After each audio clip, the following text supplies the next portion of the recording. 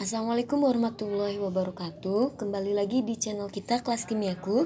Nah, kali ini kita akan menentukan delta H berdasarkan data delta HF0 atau entalpi pembentukan standar. Nah, dalam materi sebelumnya kita sudah mempelajari dua cara untuk menentukan entalpi reaksi ya, yaitu yang pertama dengan cara kalorimetri dan yang kedua berdasarkan hukum Hess. Nah, yang ketiga ini kita akan menentukan delta H berdasarkan data delta HF0 atau entalpi pembentukan standar. Nah, dengan data ini kita dapat menghitung delta H reaksi dengan rumus ini ya. Sigma delta HF produk dikurangi sigma delta HF bereaksi. Contoh soalnya seperti ini ya.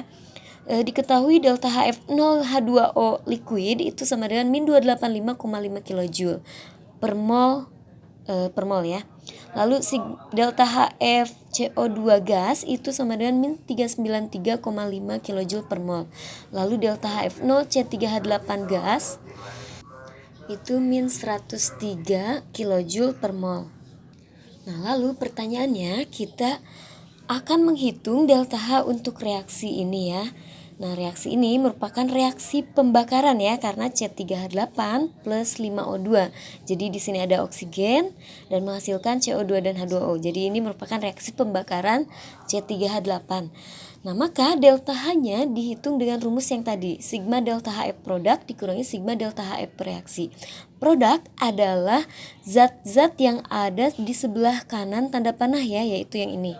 Sedangkan pereaksi ada di sebelah kiri tanda panah. Nah, nanti dalam menghitung delta H-nya, karena sigma itu merupakan total jumlah ya, jadi selain dijumlahkan, delta HF masing-masing zat itu juga dikalikan dengan koefisien reaksinya. Contohnya ini ada koefisien CO2 itu 3 atau 3 mol. Jadi ini delta HFCO2 itu dikalikan 3. Lalu delta HFH2O dikalikan 4. Delta HFC3H8 ini kali 1 karena koefisiennya 1. Dan ini delta O2 itu 5 ya, karena ada 5 mol.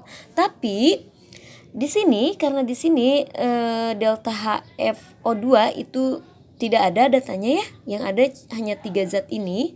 Nah, kenapa tidak ada delta HFO2? Karena delta HFO2 itu nilainya sama dengan 0. Kenapa 0? Karena memang delta HF itu kan definisinya itu merupakan entalpi pembentukan standar ya. Entalpi pembentukan standar. Sedangkan untuk membentuk O2 itu tidak ada energi yang dibutuhkan karena O2 keadaan standarnya memang O2 gitu.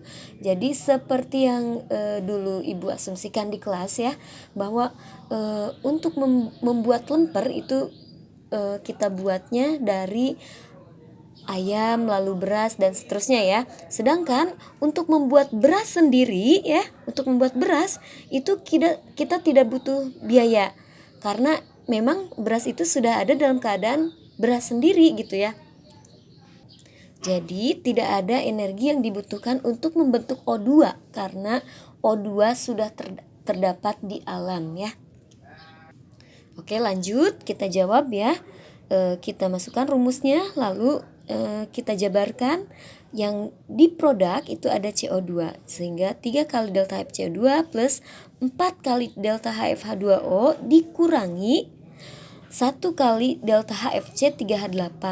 Yang ini 0 ya. Jadi tidak usah dijumlahkan dengan delta HF ini. Oke. Jadi kita masukkan nilainya 3 kali min 393,5 tambah 4 kali min 285,5 dikurangi min 103 yang ini ya. Sehingga hasilnya ini diperoleh sebanyak senilai min 2219,5 kJ. Nah, jangan lupa ya untuk perkalian dengan negatif dan penjumlahan dengan negatif ya. Nah, dalam perhitungannya nanti kalian akan menemui 3 operasi ya, yaitu kali, tambah, dan kurang ya. Nah, jangan lupa antara kali dengan tambah dan kurang itu yang didahulukan adalah kali terlebih dahulu ya. Jadi ini operasi pengaliannya itu diselesaikan terlebih dahulu ya. Jadi 3 kali min 393 dulu hasilnya berapa. Lalu ini 4 kali min 285,5 hasilnya berapa. Lalu kan ini pasti hasilnya negatif ya nanti. Negatif tambah negatif, nah maka jumlah negatifnya jadi makin banyak. Lalu yang ini min kali min jadi plus ya. Nah ini yang ini tadi 3 kali negatif 393,5 itu hasilnya min 1180,5. Lalu ini 4 kali negatif ini hasilnya min 1142. Nah lalu ini plus kali min ini hasilnya min ya. Jadi negatif sama negatif hasilnya negatifnya jadi lebih banyak. Nah ini dari min kali min jadi plus. Jadi hasilnya segini ya. Jangan lupa konsep matematikanya ya. Oke, kita lanjut dengan contoh soal yang kedua. Selain data delta HF yang dituliskan secara gamblang seperti contoh soal 1, ada juga delta HF-nya disebutkan dalam bentuk cerita ya. Soal cerita maksudnya. Jadi diketahui delta HF CaCO3, CaO dan CO2 berturut-turut adalah sekian, sekian, dan sekian. Nah kalau berturut-turut berarti delta HF CaCO3 itu yang ini min 1207 kJ per mol. Lalu CaO delta HF-nya itu min 635,5. Lalu yang CO2 adalah min 394 kJ per mol ya. Nah kita akan menentukan reaksi berikut. CaCO3 dalam kurung solid menjadi CaO solid dan CO2 gas.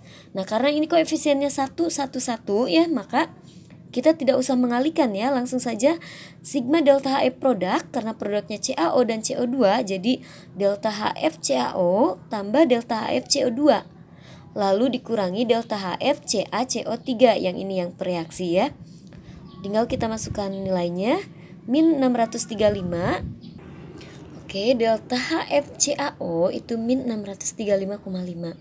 Lalu ditambah delta HF CO2 itu min 394 dan dikurangi delta HF CaCO3 itu min 1207 ya. Lalu kita jumlahkan ini plus kali min itu hasilnya min. Jadi jumlah minnya semakin banyak ya. Min 635,5 sama min 394. Jadi jumlah minnya sekian ya. Lalu ini min kali min ini jadi plus. Nah, jadi nanti kalian akan dapatkan jumlah positifnya lebih banyak dibanding negatifnya ya. Jadi hasilnya juga positif 177,5 kJ.